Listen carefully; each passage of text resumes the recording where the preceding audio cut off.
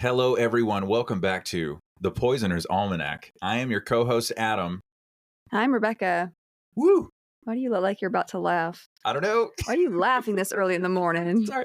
You've been making me laugh already today. Really? Yes. Okay. Yes. I was just asking you how to say how to talk to you in a very romantic way. And you were like, I was like, ooh, what do you find attractive? What do you find sexy? And you're like, darkness, vengeance. I was like, hang on, let me think about it. I need more coffee this morning. Darkness. I've never been good at the romance thing. No. And I am the hopeless romantic. I am the guy who says, you have bewitched me body and soul. And I love you. And I'm the obstinate, headstrong girl. Yes. So. Oh, man. But he's ridiculous. But he's ridiculous. Engaged to be married. I'm 27 years old. I'm scared. I feel that. Except for I'm 39. Yes, Lizzie, what other kind of a gauge is there? Okay. If you've never seen Pride and Prejudice, you're completely lost. We apologize. Also, we don't. Anyways, how have you been, my dear? Imagine Pride and Prejudice, but with poison. Ooh, like a murder mystery, Pride and Prejudice? Pride and Poison. Ooh. Like the way that Lizzie gets out of these marriage proposals is to poison the guy. And there's also this element of physical danger. Like she knows Mr. Collins is actually physically would abusive. any of us really be like upset if Mr. Collins was poisoned? He is ridiculous. I brought along 4 dicey summons. Also, Wickham. Go for it. Poison. I have your permission to ascertain if there are any breaks. That's whatever his name is. Willoughby. Willoughby. Whatever his name is. I don't like him either. Guys, true story. The first time we ever watched Sense and Sensibility, which if you haven't, you should, you uncultured swine. As soon as Willoughby came on the screen, Becca immediately goes, mm-mm. Don't like him. No, something wrong with him. Immediately hip to his game. Yeah. Immediately. And I think if you want me to explain why I married Becca, that's a big reason why. Like she has a very sensitive BS radar, and I find that extremely attractive. Well, I've had to develop one, because there's a lot of BS around me. Yes. All right, are we supposed to be talking about poison? So, is this a podcast? What is this? What is it? What is it about? So, anyways, welcome back, everyone. What's happened since we were here last? Anything new? Our daughter got her black belt. Yeah, she did. She got her black belt in Taekwondo. Yep. How rad is that? I tried a new restaurant. Wait, what? Remember the Iron Tavern place? Ironwood Tavern. Loved it. I did, yeah. Now, see that? All right, that's gonna mess with you, and I'm gonna bring it up. And listen, you're scared to try this new restaurant now. Remember what happened last time you tried a new restaurant? Look, it's not going to change. And you'll be like, no, I'm not going to do that. No. I had time to think about trying the new restaurant before trying a new restaurant, though. So it gave me. How long did you have?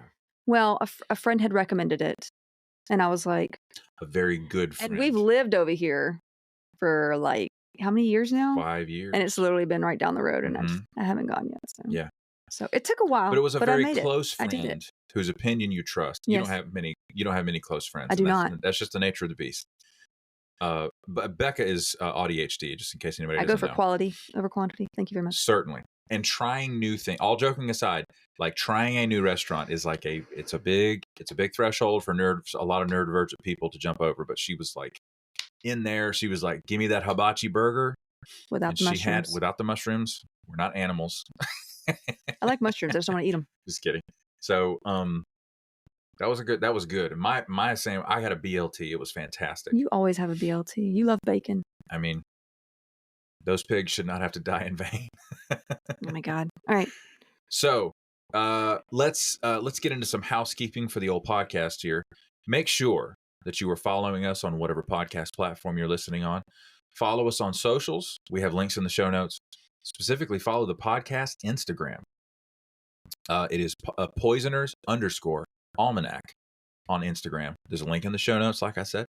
Thank you guys so much for leaving the 5-star reviews on all of the platforms. They are piling up. There's a ton of them on Spotify and a bunch of them on Apple Podcasts.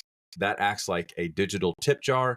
It pushes the podcast deeper into the algorithm find to find other listeners like yourself who will enjoy it just like you. The Patreon is up and running. The link is in the show notes to join that. You can join for free, or you can join as a paid patron. It's only $1 a month, $1 USD, because we've got international patrons from all over the place. Yeah, and you get to hear my cheerful self do a bonus episode about not so cheerful stuff. Yes. Am I cheerful? Actually, my you chipper? are. You're a little. My chipper. You are. I so enjoy listening to the bonus episodes that you really do. I don't know. There's something so soothing about your voice. It's, I don't know. For me, like, it's so calming. And all I want to do is like come home and hug you. As soon as I start, I'm like 30 seconds and I'm like, oh, I miss Becca. She's so cute. Well, when you do, bring food. Because I probably haven't eaten. That's 100% true 100% of the time. So, if you become a paid patron, you get shouted out by name on the podcast. You get access to the bonus episodes that Becca releases. Speaking of the bonus episode, the private RSS feed from Patreon is now enabled, so you can listen to the bonus episodes on your favorite podcast platform. You don't have to come to the Patreon app to listen to them. But by all means, do so. We enjoy seeing you guys' comments on the Patreon as well. Hey, whatever works for you is fine. What other patron perks were there? Am I forgetting something? Voicemails? Yes. There's a new feature for paid patrons, y'all. You can leave us a voicemail, and we are literally going to play one today. Not literally. Yeah. Also, you get shouted out by name on the podcast for being a paid patron. And those people are as follows: 87 Pens Girl 71, Mara Santiago, Kate the Fairy, Grace Lahan, Genevieve, Nehev Shatrit, Jay Went, Inken Hafner, Kira Yorsek, Tay of Sunshine, Monique, Shane R., Sue Steves, James Miles, Megan Geiler, Liz B., Wooly Woof NZ, one of the best. That's where you always laugh. Mama G, Nicole Rivers, Richard Miyako, Heather Nolan, Katie Rose, Kaylee, Sasha Rubel, Maya Shostak, Maggie's Yarm, Ogre the Viking, Lynn Rocket. What's up, Lynn? We see you. Brett Moser, Zaid, Neil Houdini, Nicole Crane, Jefferson Vargas, Carmen Q, Sarah G, Knitting Ninja, Esther. One of my favorite usernames. I think her name is Esther, and she changed the ER to an R, like a pirate. That's really fun. Olive Octopus, who is my favorite character from too. SpongeBob. Is there one in there? No, you don't. I'm just making that up. Why you just make stuff up? Betsy Rich. Here might be the new winner for the best screen name among patrons. Terrorsaurus Hex. That's fun. And it starts with a P. Well, yeah, because it's just like pterodactyl. Well, a pterodactyl is a pterosaurus, right? I'm so impressed. T-Bug. Cool. By the way, T-Bug sent me a DM asking about the private RSS feed being enabled. T-Bug is the reason that I looked into that and got that set up for you guys. So thank you, T-Bug. The inspiration. Christine Moljadi, Morgan Brittingham, Blau Frosch, who is also known as Kiara Jurisons. I'm not sure which name they would like to be known by, but both of those names are in the screen name, so my apologies. Vix, Caitlin C., and finally, Anne Maria. Thank you guys so much for supporting the podcast. We also have listener support through Spotify. They are as follows: Taylor McCaleb, Drew Revis, and Heather Nolan. So also send us questions or content suggestions to the podcast Instagram, either with a comment or a DM, or you can comment or DM on the Patreon app. However you guys, wherever you find yourself and you think of something you'd like us to, you can leave comments on Spotify. Matter of fact, we see all of those. We interact with those. So thank you guys so much for your support. That's going to bring us to the first ever, the inaugural voicemail from a listener Not for this inaugural. podcast. That's a fun word. Okay, let's take a listen. This is from Sasha. So let's hear it. This is like your weird voicemail from like someone just like to say anything meaningful right now. I just thought about like that we're all just weird, and I think everybody knows they're weird, but we just never talk about it. And we all do weird things, but we never talk about it, and we just live in shame about it. And then we're all just like feeling like we have a little secret. And this is why everyone's so awkward all the time, even non-autistic people. Yes. Which I think is hilarious. Mm. So yeah, I like you too. You're very amazing, and I'm looking forward to your podcast every single week, and it's so important to me to listen to this because it's like my little pleasure. You know, it's like when you have like hot chocolate, and it really means a lot. Now I want hot chocolate. That's like what it's like for me. Mm. Yeah. So thank you. Goodbye. Ah. Oh my God. That was so enjoyable. Yes. Thank you, Sasha. Sasha. That was fantastic. Thank you for sending But that. yes. That was so sweet. And she said up front, I'm not really here to ask you a question per se. I just want to. We are weird. All of us are weird. Listen, Sasha, did you identify with what she was saying? Yeah. Well, I think like not everybody is as self-aware about their weirdness, but I think everybody is weird because like then we have like in our head like, you know, like we think people notice more than they actually do, like all the time. Of course. And so, like sometimes we're weird on purpose to hide other weirdnesses. Weirdnesses. Yes. I think it's wonderful to be weird, personally. I mean, how can you not be? Let's be honest. Yeah. Everybody just stop masking. Just be your weird self. Just get rid of it. Yeah, it's like when like, okay, like the Lego movie, when they're like, throw away the instructions. Build whatever you want. Like, we need to be like that part of the movie. Oh, that's such a pleasing metaphor. Yeah. Oh my gosh. Remember the lady with all the cats? Jeff? Meow. I think his name was Jeff. I can't remember now. But yeah. That was a great movie. Oh, it is. Sasha, that was so fantastic. I enjoyed. It just made me smile the whole time. As soon as I heard it, I listened to it a couple of days ago when you left it. It was so great. So, also, your accent is like hot chocolate. Right? To be honest. Oh, the hot chocolate thing. How sweet is that? Like this is like a hot pleasing chocolate. to the ears. Yeah. Oh, my goodness. Let's just sit with that for a few minutes. Okay, that's enough. You guys don't have time to sit in silence. But anyways, thank you so much, Sasha. That was really sweet of you. Anyway, the link to leave us a voicemail is in the Patreon for the paid patrons. So please jump on there. Let us know what you think. All right.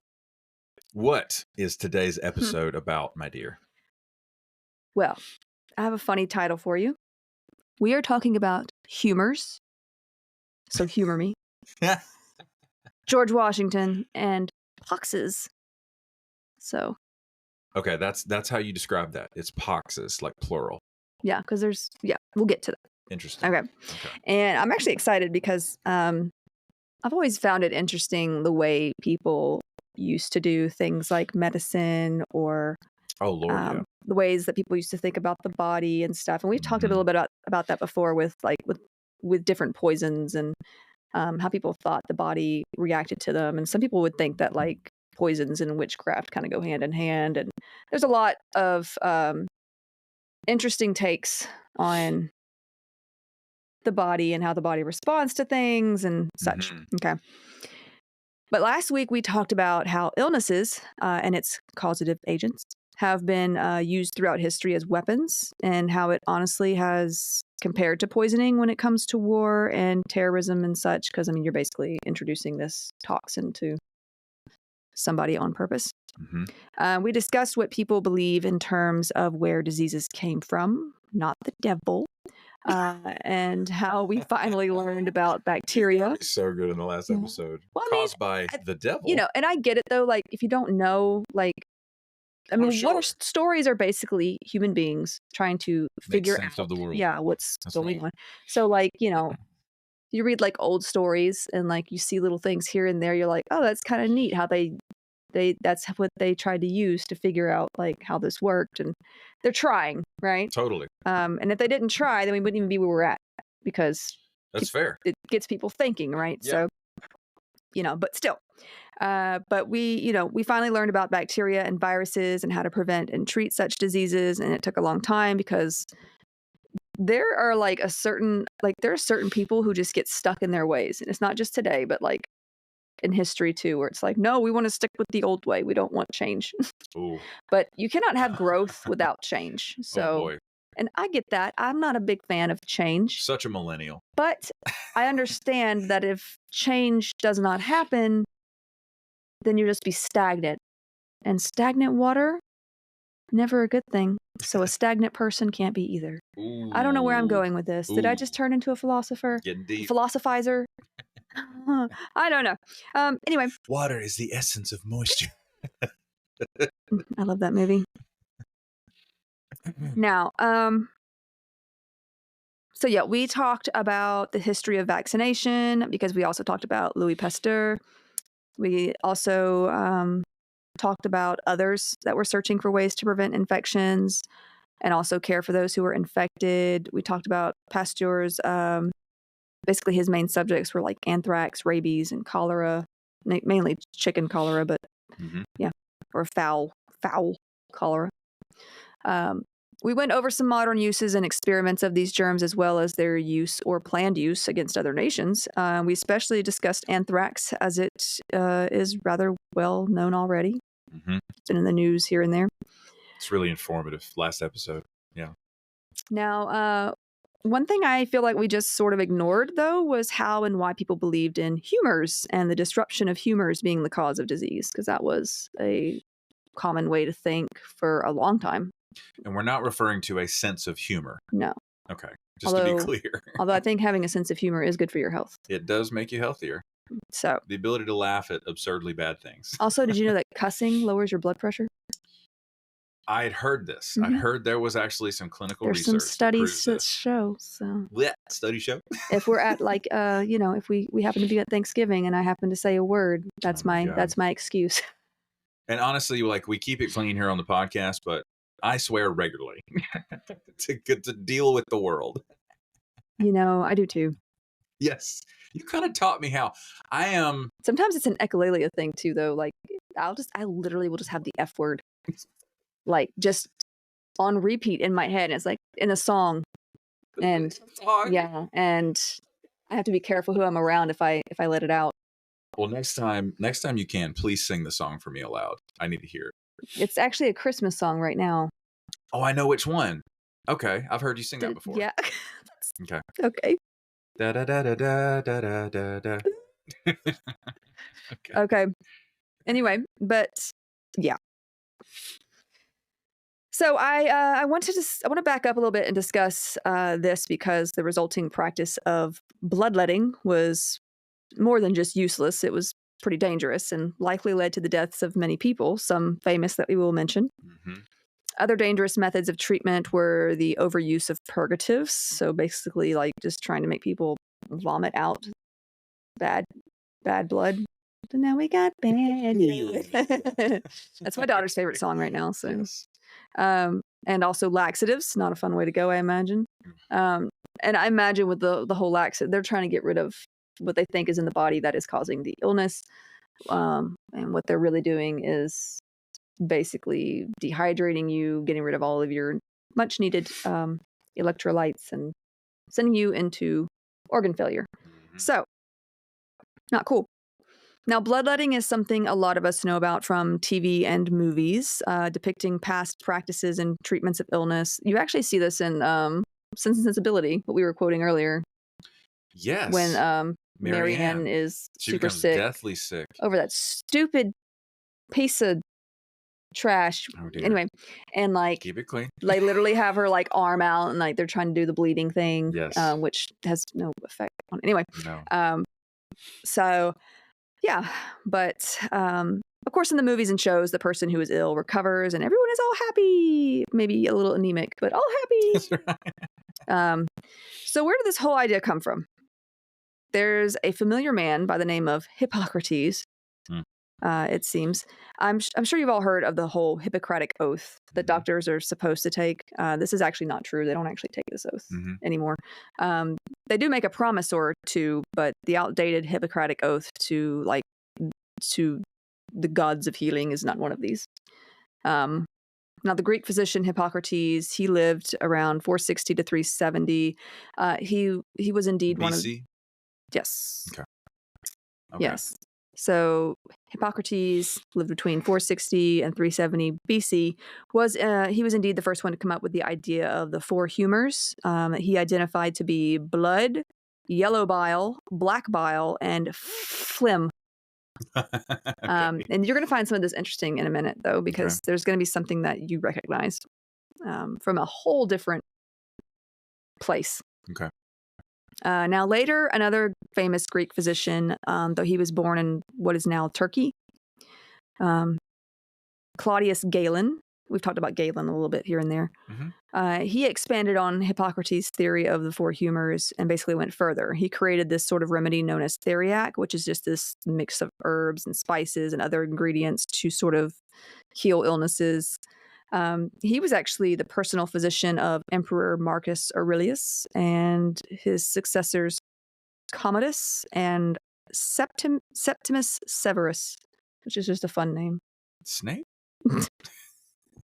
Not that one, but humor in this case comes from the Greek chymos, meaning juice or sap.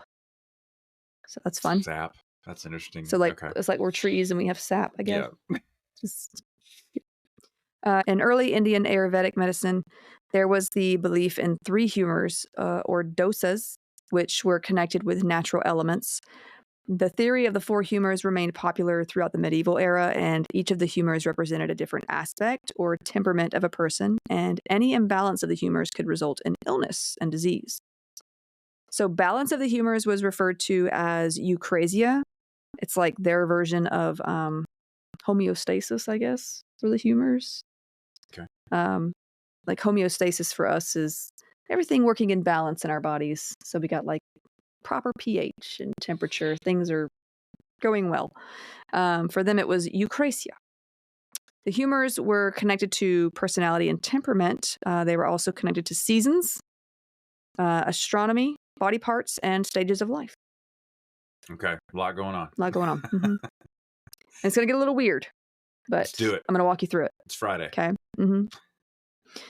Now, concerning temperament, you may be familiar with four certain personality types: choleric, melancholia, phlegmatic, and sanguine. Oh my God. That's where this comes from? Uh-huh. Okay. Oh. And how do you know this? I know this because I escaped fundamentalist Christianity, and the youth pastor I had used personality typing. Well, this particular that was one. termed that way. Yeah. I just think it's funny because it came from like the whole humors situation. That's hysterical. Now, choleric was indicative of yellow bile. So, according to him, you would have too much yellow bile because you're choleric. Right, that was your personality fitting. See, when you put this stuff, I just have to explain. When you use personality typing in an extremely toxic environment, it's only ever going to be used to control people. Yeah. I was labeled as a choleric personality type. Because you're just so bossy. Yeah. And it was a great way to make sure that I did not question the status quo, because any sort of intuition or instinct I had about something being wrong was constantly, it was held in check by the fact that, well, you have a tendency to be a little too, choleric. And nowadays I'm like middle finger up to this idea. I'm like, I'm going to be myself. Thanks. Now, from my understanding of the whole personality types, and I'm cool with personality tests. I like personality tests, but like when they can be helpful. But if you use them to if you're just using them to sort of organize people where you want them, that's just when you dismiss, cool. When you use it to dismantle people's conscience, or to say you can only be this. This is just how you. It's like no. Actually, I can also be chill. Yeah. I can actually do that. I can learn that skill over time. But the labeling made people seem like they were static forever. Right. Like they would never mature beyond. So it keeps you in this place of constant gaslighting yourself. Yeah. Anyways, I'm having lots of fun already. At least it didn't bleed you. There's that. We're going to go over that too. The cult did not progress quite that far. Give it time. I'm just kidding. Yeah. Now, from my understanding of the personality thing, because I was there when all this was going on, choleric is like, you're kind of like, you're just very like kind of bossy, outspoken. The natural born crusaders. Whatever. Yeah. Then the melancholy people cried a lot, or they were very in tune with their feelings. And the feelings of other people. Yeah. Supposedly. Phlegmatic, that was me. You're just chill, or on the other side, they call you lazy. So I was lazy. Like, okay. And quiet. This is just hypothetical, trust me. They can say to your future husband, I don't think you can handle her being as phlegmatic as she is. I got told that too about you.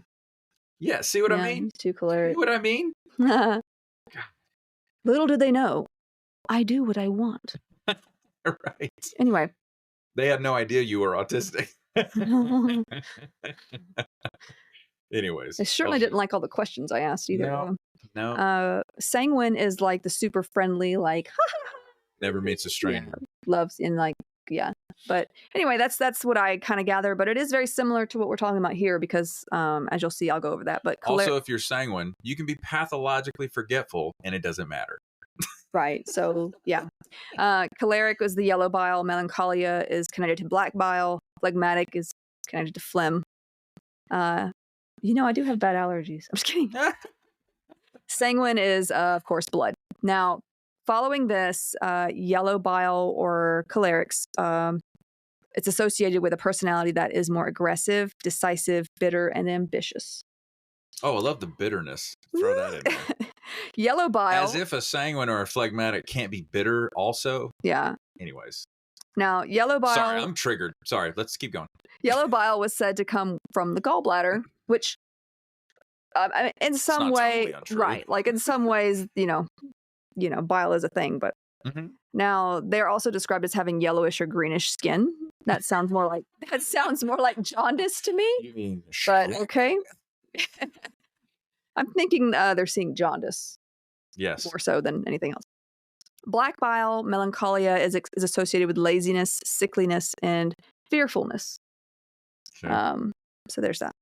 Those with too much of this humor, which apparently comes from the spleen, led to a person suffering depression. And when it was concentrated in a certain area, this apparently led to cancer, like in their minds. This is medieval era thinking. Okay, so stick with me. And I'm wondering if this is based at all on any sort of dissection, like autopsy or something. I think it's more observation. Yeah, okay. Than anything else, because they later on someone would take samples of blood and how sometimes you let blood sit in a vial, it'll separate into different layers, and they're like, oh, there you can see the different layers right there. That's the humors right there. But what you're really seeing is plasma. Yeah, the different parts of the blood. Anyway, but they would kind of go into things with this understanding, and so they made it what they were seeing in their minds already. Does that make sense? What is it called? Is it confirmation bias? Yeah. They want to believe this already. So any sort of evidence toward the affirmative is taken as the absolute And they don't truth. know what germs are, so they think this has to be what's causing illness in people. It's just this was the common understanding of. Actually, it's going to be 2,000 years before that. Yeah. But yeah, now melancholia, those with too much black bile were described as having dark hair and eyes. What if you just genetically have dark hair? Are you just cursed to be? I have that. Melancholy your entire life. It's kind of me. Melancholy. Phlegm is associated with low spirits, forgetfulness, and they're described as having white or pale hair. Shut up.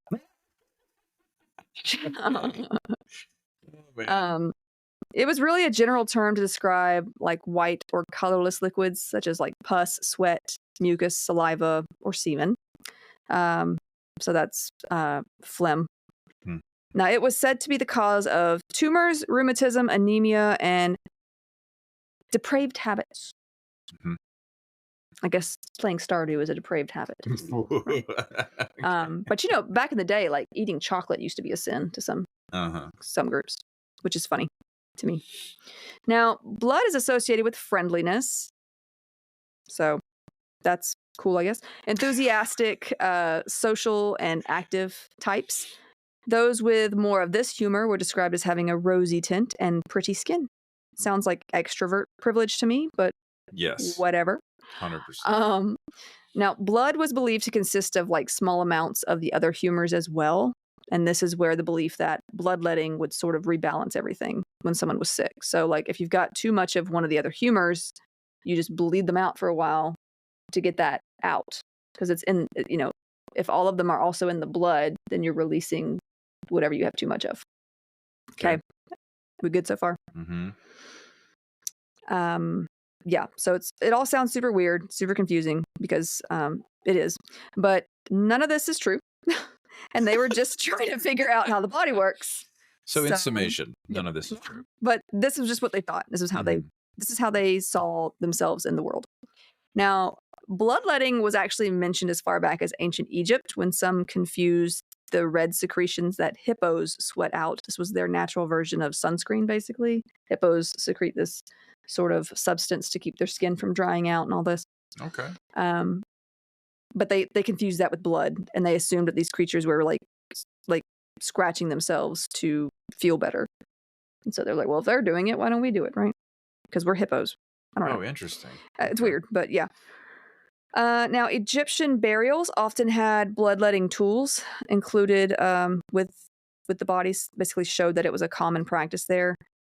It was common in 5th century Greece as well. However, not everyone was a fan. Some philosophers and physicians advised dietary changes instead, as well as vomiting, sweating, and exercise. So, like, forcing yourself to do all those. Okay. Very, like, masochistic, if you think about it. Now, while Hippocrates was more a fan of the whole dietary approach, he did consider menstruation as a means for women to rebalance bad humors. So apparently we're just full of bad humors because we do this every month. And that must be our way of rebalancing. Oh boy, misogyny. Yeah, and I wonder if, like, you know, maybe a woman was cramping and having some irritability, and he's just like, bad humors. And I hope he got smacked. Well. Been great. Not cool, Hippocrates. So Galen, who came after Hippocrates, did advise the practice of bloodletting. The practice came from both the idea of humors, but also this belief that blood did not circulate like we know it does now, and that it would become stagnant. So, like, they didn't know. I mean, they believed a woman's uterus could literally move around travel. in the body. So, fascinating. Interesting. There was also a time, though, when they believed that the blood vessels contained air, not blood, you know? And I wonder if that stems from, like, a religious belief.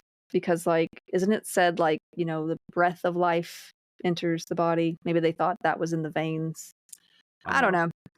But sticking with Galen real quick, because I do want to mention some interesting stuff he added to this whole humors theory. He was a fan of philosophy and believed in a 3-part soul as described by Plato. The 3 parts of this soul apparently consisted of thumos, which was spiritedness, epithumos, which is like basically like desire. So, like pointed spiritedness, like something you desire, what you're going after. And Sophia, which is wisdom. So using this idea and some of Aristotle's teachings, he came to associate these 3 parts of the soul to 3 major organs: the brain, the heart, and the liver. You see that a lot with philosophers, like trying to make connections between like organs within the body and something outside of the body. Like maybe, I guess what we would see as the mind or, you know, the consciousness. I discovered this in the Old Testament Levitical sacrifice. the parts of an animal that were to be removed and burned, one of them was the kidneys. Mm-hmm. And then that same word is used later on. It's the same Hebrew word, and it's supposed to be the seat of a person's soul, or the seat of their reasoning. I wonder what they thought when you got a kidney stone. Don't know. Well, they wouldn't know what that was. No, but still, had to hurt. Yeah, but I noticed that connection. Like hurts. Oh, my seat. Sorry. I noticed that connection years ago in the scriptures, because I saw a footnote. It was like a chain reference study Bible or whatever. And I noticed in the footnote, it said, this is also translated kidneys. I'm like, what? Mm. What are the kidneys? And then I realized, oh, because you can look back to every other place where this same word is used. It's right there in the instructions. It's funny because you have two kidneys. All I'm thinking of is like, we all have two wolves inside of us. We all have two kidneys inside of us. Well, not all of us, because sometimes things happen, but sure. Yeah. Mm-hmm. I mean, the kidneys are important, so. Oh, central. But that was, yeah, it's been going on for thousands of years, trying to associate these things. Imagine being the first person to cut open somebody's body and see what's in there. Imagine, not to be morbid, but like imagine being the first person to do like an autopsy or to like be curious. I would love to see Jake Shane on TikTok do a reaction. You know how he does like signing the Declaration of Independence, or the first person to sneeze or whatever.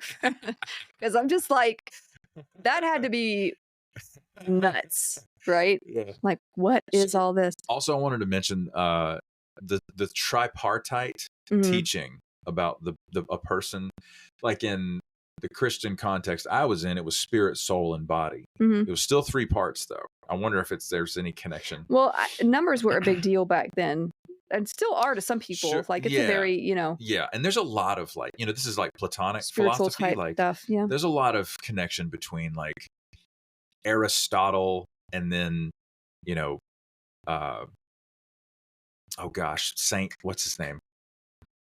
Augustine? Yes, St. Augustine. That guy. He folded in a lot of Greek philosophy. Did he fold in the cheese?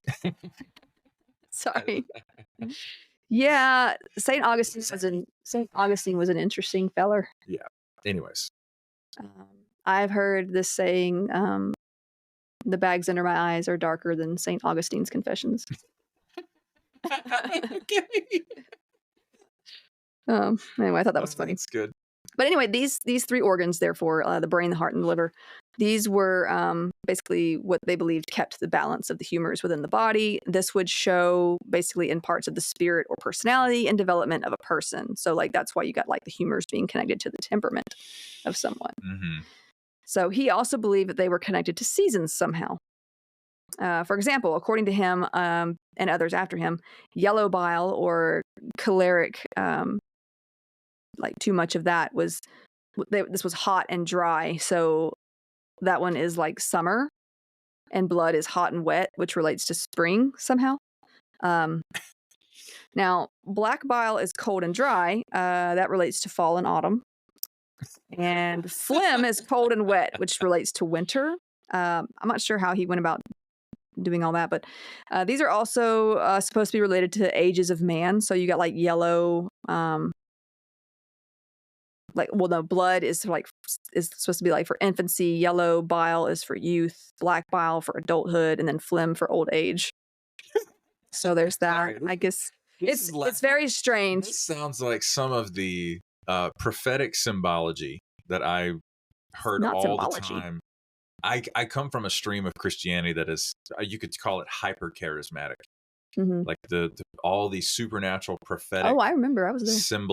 Symbology. The things that people would say things from the Old Testament actually symbolize, but it was like, you're making this up. They tried to they tried to prey off introversion in me. Also, a spirit of I didn't know that. Yeah, a spirit of what do they call it? A spirit of independence. Oh my God. Yeah. They actually tried to pray that away. We need to take an inventory. I'm not actually. I don't feel like I'm fully aware of everything that they attempted to do. It off, Right. Well, because you had your own fully formed sense of identity before you came. No, everybody believes different things. If you want to, I know who I am, and I'm okay with. Right. But at the same time, like if that were to happen to me, I would punch somebody in the throat. I'd be like, no. It's because you're choleric. Sorry. Well, you got too much yellow bile. Well, and we need to bleed you out. Well, we figured it out. Anyway, so I'm sorry, y'all. I'm not trying to make fun of anybody. You have a spirit of questioning my stupid decisions. Let's pray that away. I'm sure that was in there somewhere. Ugh. Save us. So, yeah. And you'll also notice, like, there's 4 of these. Apparently, they were able to kind of also match these with the 4 natural elements, which were first described by the philosopher Empedocles. Nailed it. Shut up. And all of our Avatar Last Airbender fans will know these, fire, air, water, earth. But everything changed when the Fire Nation attacked. Indeed. I'll let you guess who the Fire Nation is. Cholerics. Sorry. People with too much yellow bile. See, all they had to do was go over there and cut some people up and let them bleed all that yellow bile out, and maybe the Fire Nation would have not attacked. See? So angry. Honor! Anyway. So Islamic cultures actually rolled with this understanding for a while as well, and the Persian physician / scientist / philosopher Avicenna had his own ideas on the matter. Humors in his mind were broken up into simply hot, cold, dry, and wet. Hot was inflammation and fevers, lacking in energy, high heart rate, excessive thirst. Kind of makes sense if you're, I don't know, if you're just looking at it. Cold would be fevers. That one doesn't make sense to me. I guess maybe the chills, maybe? I don't know. Rheumatism, which I guess gets worse people say it gets worse when it's cold, right? The whole rheumatic type stuff. Problems with digestion and joint problems. Dry would be like insomnia, weakness, bad habits, dry skin. Bad habits? Look, okay. It was a way to figure out why people were doing things. There's no way Medicare is going to reimburse for this. And moist, which I know people love that word. Exhaustion, digestive problems, diarrhea, swelling of the face, hard and dry skin, and again, bad habits. Now, a lot of these seem to overlap, apparently, but they also differ by seasons. So it's very confusing. I don't know how anybody got anything done with this way of thinking, but here we are. So this is the main understanding for like 2 more centuries. Okay. And bleeding or bloodletting became a main practice, as blood was seen as the main or most important humor, probably because it contained some of the others too. So bleeding the bad blood was how it was believed to heal those out of balance. Mm-hmm. In the 18th and early 19th centuries, bleeding someone who was sick by cutting or applying leeches, mind you, or giving them purgatives or laxatives was a pretty common remedy. Galen had actually created a system for bleeding, including guidance on how much blood to remove based on age, season, condition of the patient, and location or geography. Which is interesting because, like, in some shows, you ever hear people like their doctor told them to go to the beach, and like, oh, you need to go to the sea, you need to go to the coast. Which, in some ways, makes sense, I guess. Like maybe it's the air that's better there. Like, I mean, if you're in London, you want to get away from the smogginess and you want to go to the clean air. I get that. Yeah. But like location was a big deal for this as well. Mm-hmm. But also if you go to like a coastal area, there could be mold too. So of course they weren't thinking about that then. No. They didn't know about that. So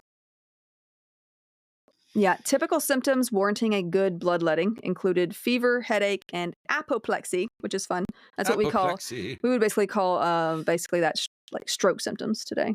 Okay. So bloodletting via artery or vein was determined based on symptoms, as was location. Blood vessels were linked to specific organs to some. So like if you had a liver problem, you might have a vein in the right hand that was severed for bleeding, I guess because it's on the right side, I guess. Okay. And I guess like people use that in like acupuncture too, though, right? Like they're like, this will make this feel better. Yeah. I've never had that done or know much about it, so don't know. But interesting though. So some just bled at the source of the issue, like the head. Like you got a headache, I'm gonna just cut your head. Yeah. Now this practice would magically go away because your head has been punctured, or you just pass out. Something. Yeah, I don't know. But this practice spread throughout various cultures. You can find it written about in some Jewish, Christian, and Islamic texts. The Talmud apparently advises certain days best for bloodletting.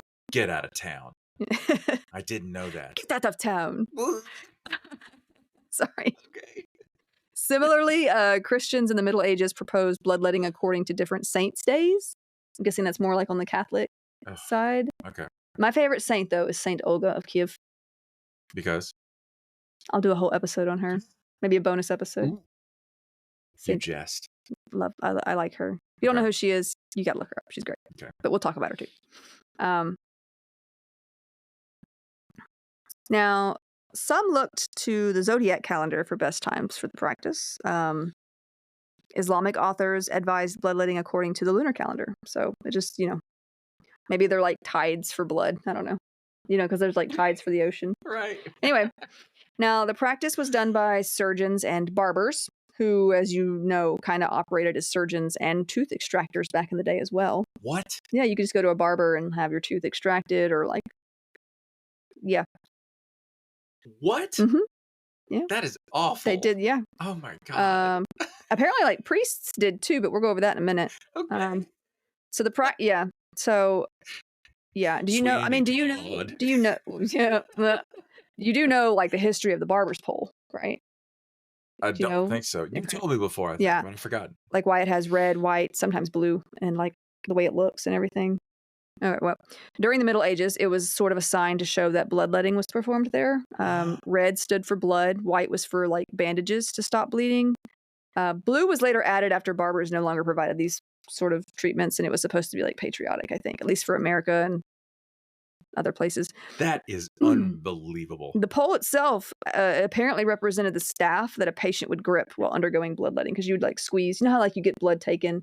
They're oh, squeeze. They would continuously squeeze this thing, at least until they passed out, I guess. Oh my God. Yeah. Now, the original poles actually had a wash basin on top, which was supposed to represent a vessel for holding leeches, and also on the bottom to represent a bowl for the blood to go into. So those little brass things. Yes, it's got an end cap on either end. Yeah. Oh my gosh. So there you go. How creepy is that to see now? There's a few different versions throughout history and in different countries of this barber's pole. I think in Amsterdam during the Renaissance, the red symbolized bloodletting, the white was for tooth extraction, and the blue was for anything less invasive, like a haircut or shave. Sorry. What do you need, sir? Oh, a haircut. Well, back then though, a good shave could give you sepsis if you think about it. If they nicked you and you got some bacteria up in there, that ain't cool. But you walk in and oh, just a haircut. Can I interest you in, I don't know, a lobotomy? What do you think? Have you been feeling a little irrational anger lately? We can just go ahead and cut you right here. Yeah. Imagine how I think the reason they had these poles too were I think some barbers were trying other ways of advertising this, and they were they got hit with this sort of, I don't know if it was a law, but it was you can't put blood in your window. You can't show that you do this by putting blood or bloody bandages or whatever in your windows. But I can imagine even so, it was probably not the cleanest practice or setting. So anyway, but yeah, in 1163, monks and priests were actually prohibited from participating in the practice of bloodletting. They sometimes stood in for doctors at this time, which is kind of terrifying, until you remember that doctors believed in this kind of stuff and probably didn't know that much anyway. But I feel like this has more to do with them believing blood to be unclean, maybe, because they're letting barbers do it. Okay. Nothing against barbers, just saying. Anyway, there were actually various tools, such as something called the phlegm, which is this sort of, it's got a fixed blade just for this purpose. The lancet, which had more of a spring-loaded type deal, and something called the scarificator. Scarificator? Spell that? Scar if I cater. What does it do? I'm guessing it leaves scars because it cuts you. But is it a scalpel? It's something like that. Oh my God. It's got a blade on it. This sounds gruesome. Right? And I guarantee you they probably were not cleaned in between because this is before some of that. So leeches were also utilized. And actually leeches are still used in some places. They're still used today in there's certain use cases where it's appropriate. As is bloodletting. Which shocks me. We'll get to that in a minute. It's not called bloodletting anymore, mind you. But there are certain conditions where removing blood is actually the treatment that you need. It's called by its ICD-10 code. Now, the session of bloodletting was not over until the patient was dizzy or feeling faint, which I guess... Yes, because they're anemic. Yeah. So that's a lot of bloodletting. But in the mid to late 19th century, bloodletting was prescribed for all sorts of things, including acne, asthma, cancer, cholera, diabetes, coma, plague, leprosy, herpes, gout, stroke, insanity, and tuberculosis, among many, many others. And it's so hysterical that it will technically work for diabetes because your blood sugar will come down. Yeah, it will, but so will the rest of you. I love it. Yeah. They didn't call it the Dark Ages for nothing. Ooh. It was also used in cases of hemorrhaging, which seems counteractive, but okay. Blood would be removed just before surgery, childbirth, and amputations. Even a broken heart warranted a bleeding for some. I guess they have that melancholia going on, so they were like, we got to get this black bile out of you. Why isn't that a blues song? Black bile. I'm sure it is somewhere. It would also be common in early America, as one could imagine, even as the practice was beginning to be looked down upon by some in the medical community later in the 19th century. It would still be done as it was available and easy to do. Like, people could afford it, so they just did it. And like they thought, like, well, if it doesn't work, maybe the thought of it maybe working might help, like a placebo type deal. Anyway. So, but yeah, it would continue on into the 20th century and be included in a remedy in 1923's The Principles and Practices of Medicine. 1923, that was the year before my grandfather was born. I am, so, no pun intended, I'm mortified. Anyway. So today we see it as more of a pseudoscience for obvious reasons, except for specific illnesses, like I mentioned. We have therapeutic phlebotomy, where a unit of blood at a time is drawn from a patient, but it's only done for hemochromatosis, which is like too much iron, polycythemia vera, bone marrow makes too many red blood cells. Basically, they have like this really thick blood, and porphyra cutanea, which it's another condition that sort of results in too much iron. Yeah. Now, as I said a few minutes ago, bloodletting was just as popular in America in the 18th century, around the time of the Revolutionary War and the Declaration of Independence and all that. One signer of the Declaration of Independence, Benjamin Rush, was all about the idea of removing copious amounts of blood to heal disease. Another who consented to such an idea was our first president, George Washington. He actually became ill with a sore throat in 1799 after a previous wet day of farming.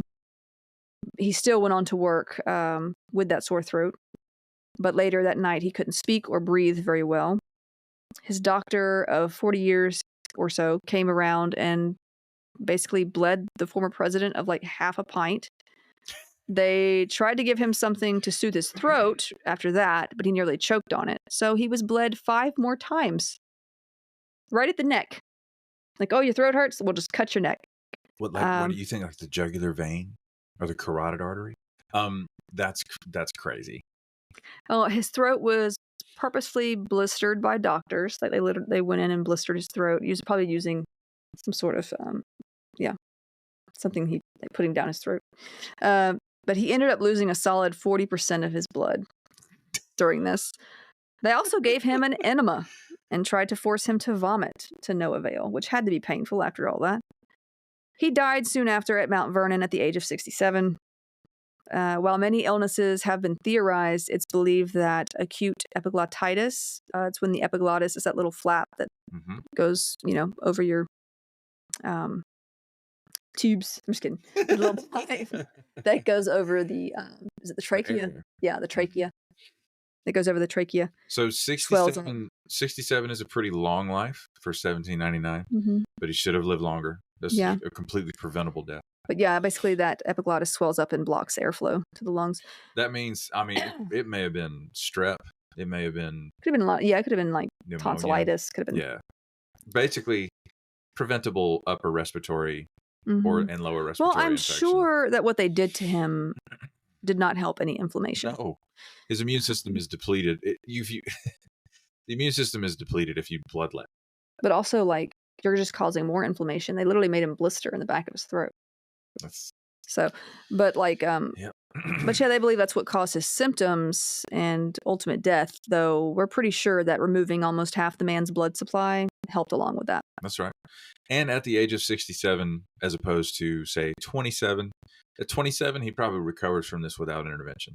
But at 67, And like, they did it like that night. They didn't even wait for him to have any kind of... It's barbaric. Anyway.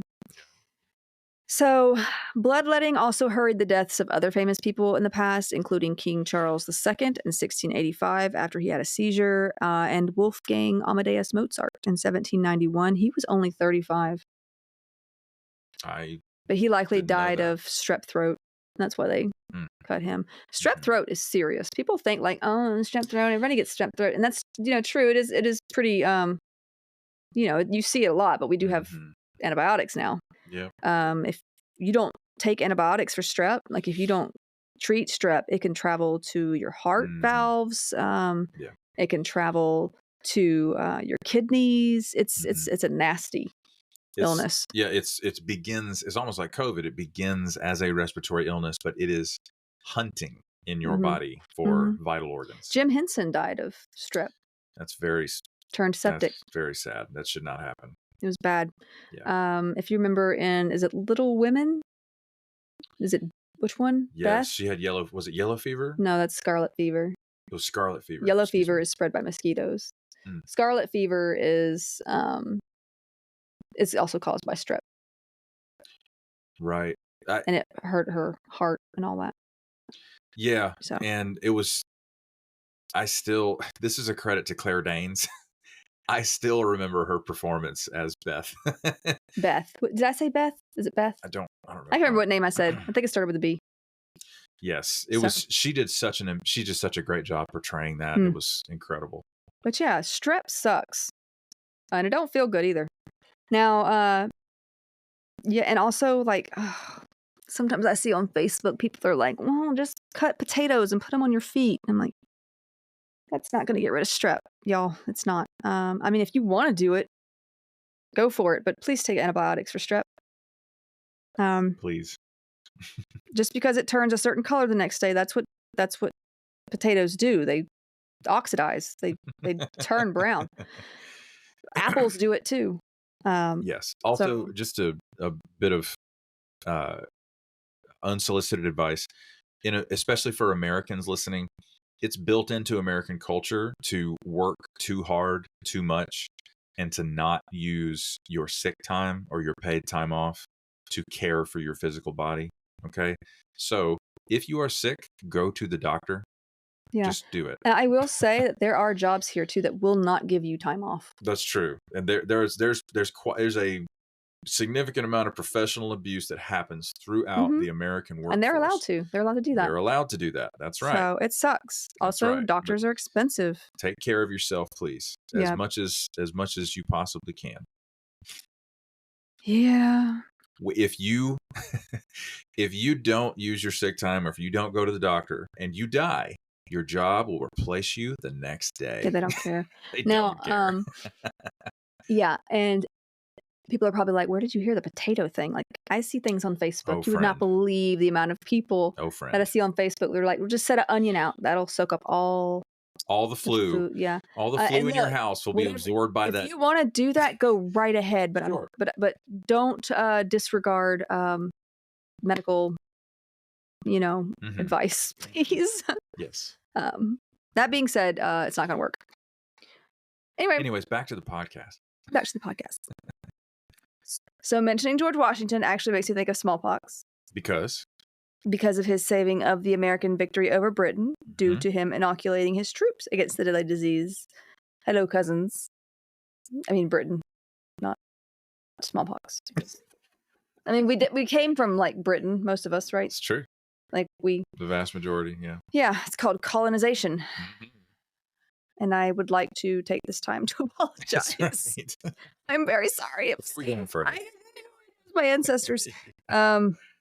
Anyway, actually, I don't know my ancestors. I don't even know my dad very well. Okay. Anyway, smallpox has been considered eradicated thanks to vaccinations. So let's discuss it in more detail because there aren't many alive today who are around to experience it as when it was prevalent.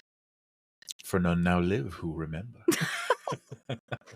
Smallpox is one of the deadliest diseases for a long time. Infections began as early as 1350 BC, and over thousands of years, it killed hundreds of millions of people.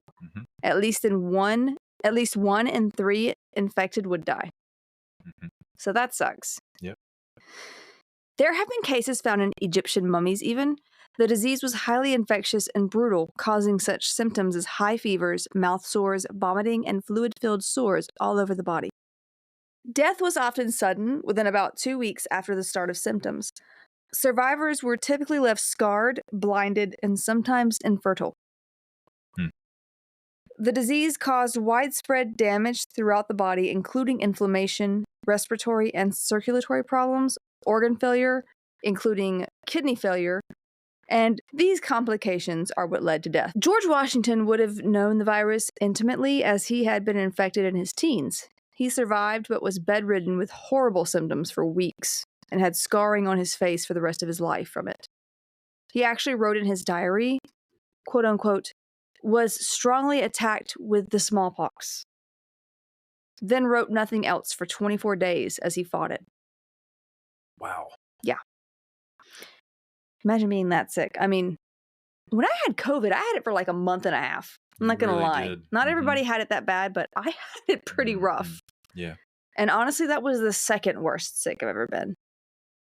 There's still a number 1, which we'll talk about when we get to that illness. But it was rough. And I don't think I could not sneeze. You didn't. For 2 months. I would feel the urge, and I could not sneeze. And it was the most irritating feeling. And you sneeze in 3s. I do. It's always 3 sneezes at a time. Our daughter does the same thing. She does. It's genetic. You know that, right? I didn't. I It mean, is I didn't genetic. really It's know. genetic. Look it up. It's genetic. But when you started to sneeze again, I was like, oh, me too. Thank God. Oh, me too. I bet your head felt like it was exploding. Yeah, because I was seeing an ENT at the time too. I mean, I'd seen an ENT before. My allergies, my sinuses are crap, but I don't have the money to pay for any of that to be fixed. Really, I just need to move away from here because I'm allergic to this whole state.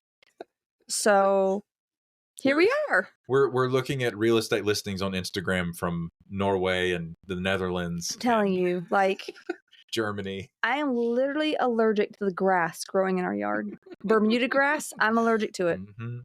I walk outside and I sneeze and my nose gets all stuffy and I wonder why I was born here. And you have obvious Nordic ancestry, so it only makes sense. Verfeckenschlag. My ancestors made a mistake. Anyway. I'm so glad they did, though. You know, silver lining and all that. Now, he would have to battle against it again, though not so much personally. During the Revolutionary War, he described smallpox as potentially a greater threat to their cause. It was a greater threat than the sword of the enemy, as he said, and it spread quickly. As such, Washington would actually quarantine any soldier or nearby civilian with any symptoms in a special hospital, because if it spread throughout his army, there would be no one to fight. It's true. They would literally be incapacitated. Mm-hmm. Now, in 1775, the year that the Revolutionary War started, he wrote to the president of the Continental Congress that he would, quote unquote, continue the utmost vigilance against this most dangerous enemy. In fall of 1775, Boston was under British control and was in the middle of a smallpox outbreak. Mm-hmm. Now, there were some reports that the British had sent infected people out so that they would spread to American forces, like smallpox. Because of these reports, Washington commanded all refugees from Boston be banned from the American camps. Wow. Yeah. So they couldn't even come close to them. They were like, no. Mm-hmm. Once the British left Boston, he sent in soldiers who were already immune to smallpox, likely due to prior infection, like when they were younger, to occupy the area without risking further spread of illness. There were further outbreaks of the disease in Boston and in Philadelphia among troops and civilians the following summer. Mm-hmm. Also, there was the retreat of an American force that was sent by Congress to help invade and take Quebec, and it was partly blamed on so many troops having smallpox at the time.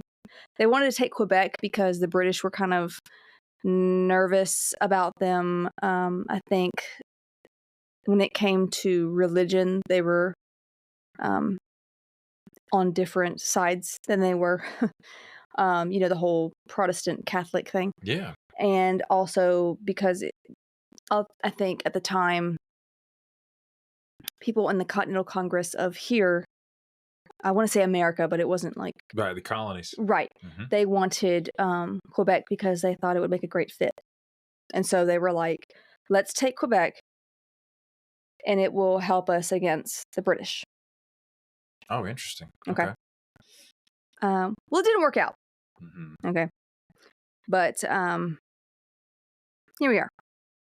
But it was likely due to the spread of smallpox. Mm-hmm. Now, others would later say that the blame was actually on congressional leaders for their indecision and lack of financial and military support on the matter. So there's that too. Mm-hmm. Now, George Washington was a big fan of inoculation or virilization, which is basically having matter from an infected person placed into a wound made in a healthy person. Now, inoculation and variolation are similar but also different. Variolation is specific to smallpox. Okay. Because it's named after the virus that causes smallpox. Okay. Variola. Oh, I see what you're saying. Okay. Yeah. It was such a huge illness that it basically deserved its own... It earned its own name. When it came to preventing. Yeah. Okay. Wow. So when you talk about variolation, you're talking about basically inoculating someone with the smallpox virus, mm-hmm. but like from the sores of another mm-hmm. person, so that hopefully they'll have a milder illness and it'll make them more immune to it. Mm-hmm. That was the idea. Yeah. And it did work for the most part. Not as well as like today's vaccines, but it did. Yes, it did work. It was quite for the most part. Crude. Yes. The way that he did it. Yes. But it was the only thing they really had back then. So they didn't have like, you couldn't go to Publix or to like CVS and get a vaccine and be fine in a week. It wasn't like that. They didn't give you a $15 gift card. Shoot. Only Target gave you a $5 gift card, and that was like 5 years ago. They don't do that stuff now. I wish they did. And so he did delay inoculation for his troops for a bit, but that was because he could not afford to have any of them feeling unwell, even for a small amount of time. And back then, when you inoculated somebody, like they mm-hmm. were down for like about as amount of time as the illness would take them down. Wow. Yeah. So about a month. Wow. It was still milder, but it was still, That's crazy. It still took a while. Okay. It's not like it is today, thankfully. Today's different. But this process was more effective at preventing serious disease rather than just letting others catch it, though, as gross as it was. And so it left them with a higher chance of surviving if they were able to inoculate them. But it still left them ill for like a month. So like it's like when you have an army. Yeah, you can't do that for the entire, no. Especially back then. Now, he finally decided to go for it because of how vicious it had become. And he had his current troops inoculated with basically in secret. And he found a way to put together a system whereby like new recruits would be inoculated with smallpox directly upon enlisting. Smart. So he wrote to John Hancock, who was at that time the president of the Continental Congress. Get out of here. And this was on February 5th, 1777. He said, quote unquote, "The smallpox has made such head in every quarter that I find it impossible to keep it from spreading through the whole army in the natural way. I have therefore determined not only to inoculate all the troops now here that have not had it, but shall order Dr. Shippen to inoculate the recruits as fast as they come into Philadelphia." He also wrote, quote unquote, "I need not mention the necessity of as much secrecy as the nature of the subject will admit of. It being beyond doubt the enemy will avail themselves of the event as far as they can." 100%. They would exploit it. Yeah, he wanted to make sure it was a secret so that, like, while his troops were incapacitated, the enemy wouldn't learn of it and attack then. For sure. Now, it made for a pretty rough winter, but they succeeded. Had he not done this to prevent the disease from spreading and incapacitating his troops, the war would have gone a whole different way. It's likely we could have lost the war because of smallpox. Totally. Actually, and now I know what you may be thinking, or what you may be asking. Wouldn't British troops also be incapacitated? Actually, many of the British troops had been infected as children. Yes. And had been survivors, so they were immune now. This illness was coming over to America. For the first time. Yeah. It was novel. It was already introduced to Britain. There was no herd immunity in the American population. Not yet. Not yet. So, America did not have this advantage or disadvantage, I guess, you could say. Now, just for clarity, like I said, inoculation is the introduction of infectious material to another person to promote immunity. Variolation was named for smallpox specifically and involves this process for smallpox. Because I know the wording gets a little confused. It's like we have inoculation, you have variolation, and then you have vaccination. So, like, what's the difference? Vaccination came later with Edward Jenner using a less dangerous form of the material. So in his case, it was the less deadly cowpox to provide immunity to another more deadly disease, such as smallpox, because they were in such relation that it could provide immunity. Interesting. So now we have safer, less gross ways of vaccination, so that's nice. Now, variolation may have been around as early as 200 BC, because smallpox is a really old illness. It's been around for a long time. Wow. The transfer of small amounts of material from an infected person's sores to a healthy person so they would have a milder form of disease and some immunity without the risk of severe disease. So that's the idea.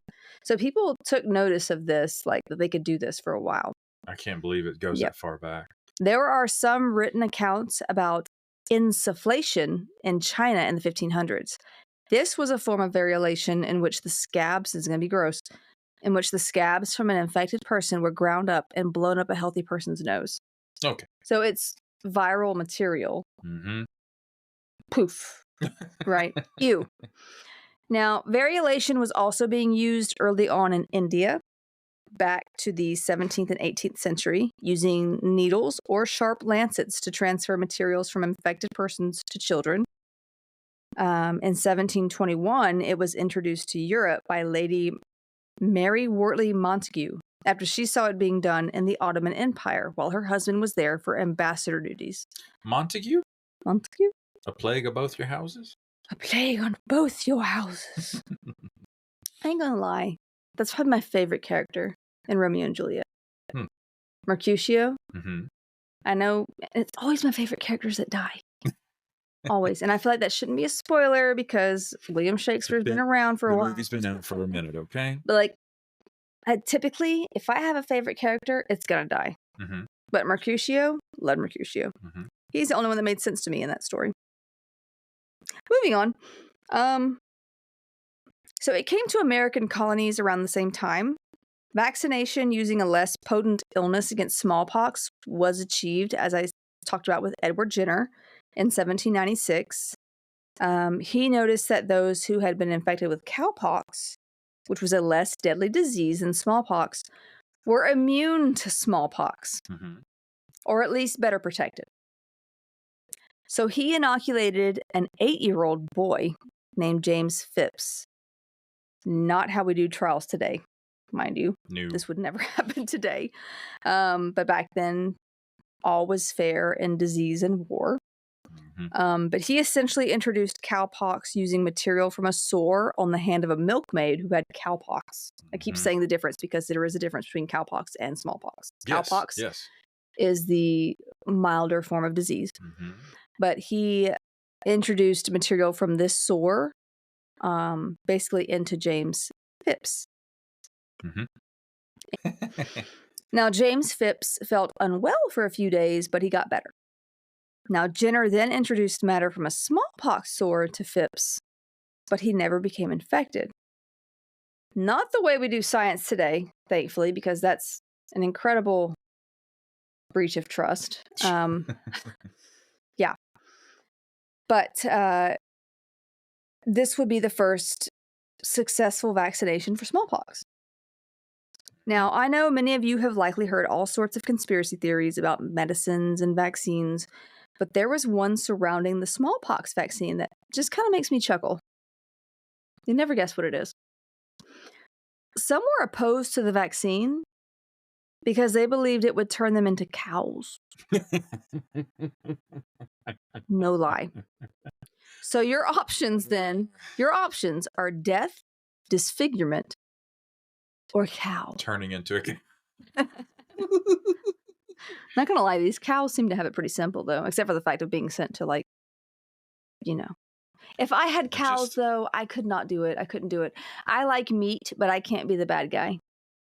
I can't. I could not send my cows. I can't even do it in Stardew Valley. I can't sell my cows. I can't do it. They're my babies. Yes. Anyway. The general public never ceases to amaze me with the historical fiasco that is public health. Well, it's tough out there, folks. I'm not going to say anything. Okay. By 1801, the method that Jenner discovered would prove through further testing to work pretty well against smallpox. This old method was made mandatory in Britain and America in the 1840s and 1850s, and you had to have a certificate of vaccination to travel to places. Oh, wow. Yeah, it was a thing. You had to, okay, look, the whole vaccination passport thing, people were freaked out about it again when, like, COVID was a thing. It's not new. This is not new. That's I wasn't aware of this. People acted like it was new. It's not new. Yeah. You needed it, but like that was to keep the spread from gaining hold. One might call it a mitigation strategy. People tend to forget what happened in Italy when COVID was big. That's right. Or New York City. It devastated so many places. It went off like a nuclear bomb. And people act like it was nothing. Not a big deal. I really hope it never happens again, but it was awful, and I am sorry. Now, don't worry, no one was turned into a cow. Advancements. Plot twist. No one became a cow. Advancements were made in the vaccine over the years, but it would take a group effort to get rid of the disease completely. By 1900, 2 million people were dying of smallpox still every year. Yeah, it's a truckload. That's a lot of people. Yeah. In 1958, a plan was put into place by the World Health Organization to launch the smallpox eradication program, which was actually made stronger by 1969, a decade later. A lot happened in 1969. Big year. Big year. Landed on the moon. Now, the world actually came together for once, even the Soviet Union alongside America, to stop this disease. And by May 8th, 1980, the World Health Organization declared smallpox to be eradicated. The last case known was during an outbreak in Somalia in 1977. This is the only human illness to ever be eradicated. And I really hope it's not the last. That's right. Now, we can get rid of a couple of others, I think. We could, and we've come close. However, I'm going to be quiet. I'm going to be quiet. Be nice. Be nice. Be nice. Also, measles does kill people. Yes. For some reason, yes, there are a few people who believe that measles is harmless. No. It is the most infectious disease. Yeah. Yeah. And it kills kids. Yes, it does. And if it doesn't kill them, it leaves them disabled. It's very, very serious. All right, getting off my soapbox. The only threat of smallpox coming back now, as we mentioned in the last episode, would be a case introduced through biowarfare or bioterrorism, as it was used in the past, such as giving infected blankets to Native Americans. That was a thing.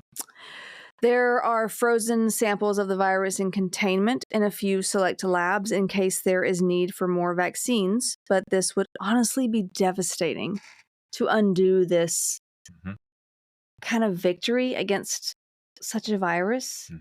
It would be devastating, not just physically, but like morally. Yeah, it would be awful. Yeah. I know you've heard of other poxes, so many poxes, and likely wondered, are they related?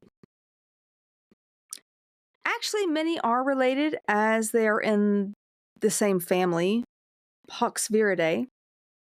Within this family are 70 viruses divided into subgroups that can attack humans and animals.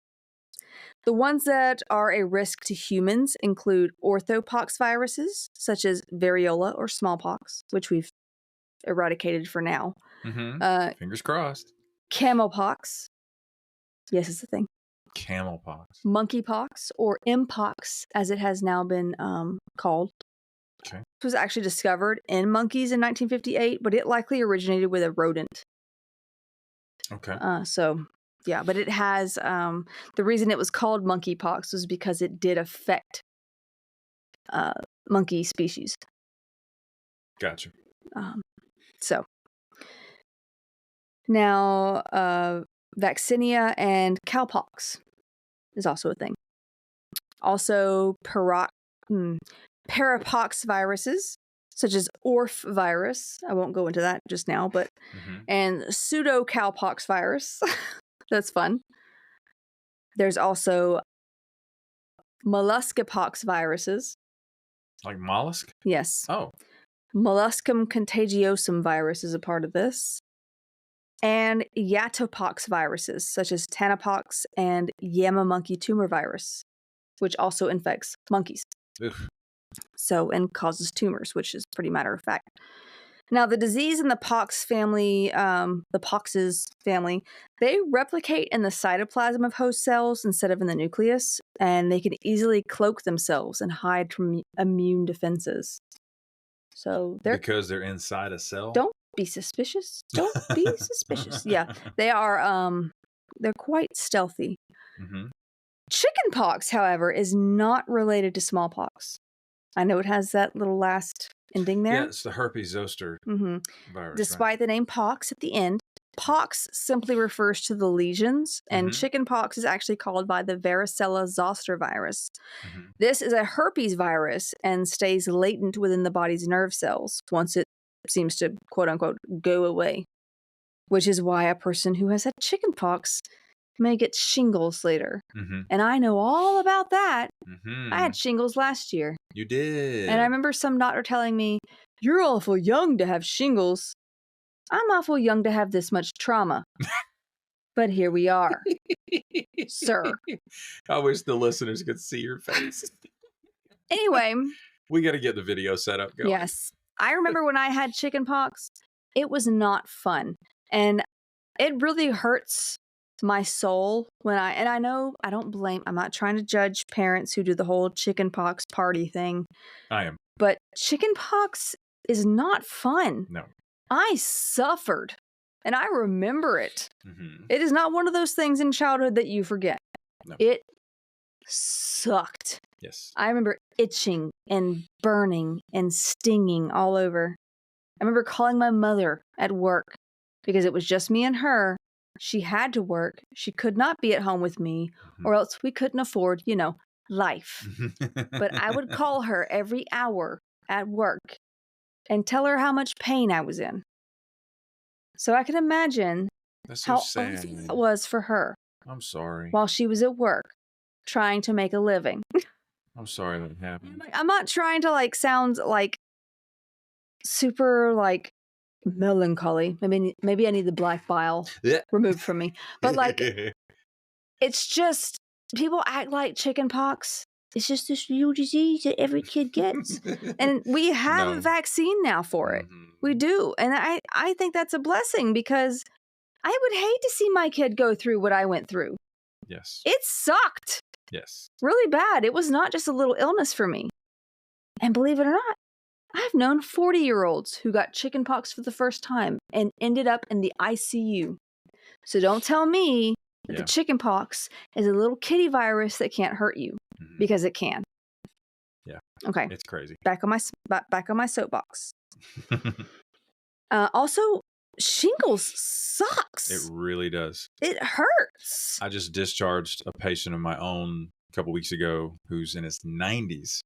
He got shingles, and it's been a year and a half.